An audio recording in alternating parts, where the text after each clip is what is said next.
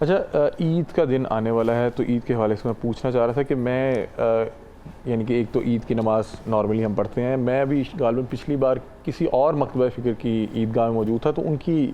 شاید تکبیر میں تھوڑا سا فرق تھا، جو ہم شاید جس ترتیب سے پڑھتے ہیں وہ اس ترتیب سے نہیں تکبیریں پڑھ رہے تھے۔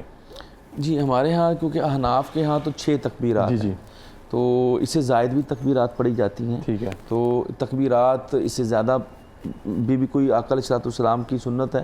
تو پڑھی جا سکتی ہیں۔ ہمارا موقف یہ ہے اہل سنت حنفیوں کا کہ ہم 6 تکبیرات زائد پڑھتے ہیں، ہم نیت بھی 6 کی زیادہ کرتے ہیں، اس سے زیادہ زائد بھی جو ہے وہ ملتی ہیں تو وہ پڑھتے ہیں، تو کوئی حرج نہیں اس میں کوئی ایسے اللہ کا نام ہی آپ نے لینا تکبیرات۔ اور ایک اور بات بتائیں کہ اگر آپ سے عید کی نماز مطلب کہ چھوٹ گئی اور آپ نہیں پہنچ پائے اور اب آپ کو مل بھی نہیں عید کی نماز، تو پھر اس کا کیا حل ہے؟ تو رہنے دیں، مطلب کہ یہ اس کا ظاہر گناہ گار تو ہوگا انسان، لیکن آپ الگ سے نہیں نہ پڑھ سکتے۔ یہ ظاہر یہ اس کی کنڈیشنز ہیں کہ آقا علیہ السلام جو ہے وہ گراؤنڈ میں جاتے تھے، یعنی میدان کے اندر جاتے تھے، مسجد نبوی میں نا، یہ جمعے والا کنسیپٹ ہے کہ سارے اکٹھے ہو کے پڑھیں گے۔ وہ حضور اکرم صلی اللہ علیہ وسلم کے روضہ اقدس سے تھوڑا سا باہر جا کے نا، آپ ایک مسجد ہے وہاں پہ جا کے آقا علیہ السلام جو ہے وہ عید کی نماز پڑھاتے تھے، ٹھیک ہے۔ وہاں پہ ایک دفعہ جو تھی بڑی گرمی تھی تو آقا علیہ السلام کے لیے بادلوں نے سایہ کیا تھا، تو اس جگہ کے اوپر وہ مسجد بنا دی گئی ہے، تو وہ تھوڑا سا مسجد نبوی سے تھوڑا سا باہر، اس کے سراؤنڈنگ سے باہر ہے۔ تو اسی طرح حکم یہی ہے کہ آپ میدان میں جا کے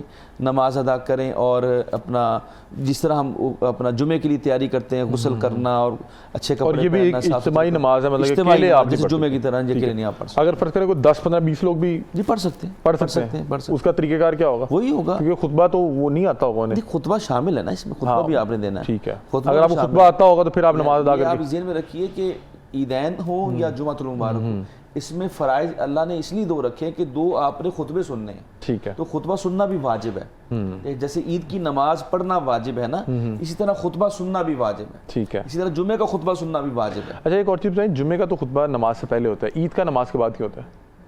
بس وہ اپنی ترتیب انہوں نے بنائی ہوئی ہے، جس طرح اپنا حضور اکرم صلی اللہ علیہ وسلم کی سنت ہے، آپ نے پہلے نماز پڑھا دی، پھر آپ نے خطبہ ارشاد فرمایا، اسی کو فالو کیا جائے۔ اور یہ اس کی اوقات کا کیسے پتہ لگتا ہے؟ کیونکہ ہم نے دیکھا کہیں پہ 7 بجے ہو رہی ہے، کہیں پہ 6:30 بھی پڑھا دی گئی اور کہیں پہ 9 بجے ہے۔ ہاں جی، اس میں جو ہے نا جو بقرہ عید کی یعنی جو بڑی عید کی نماز ہے، نہیں دونوں عیدوں پہ میں نے دیکھا مختلف اوقات، اس کو ہم عید الاضحیٰ کہتے ہیں نا۔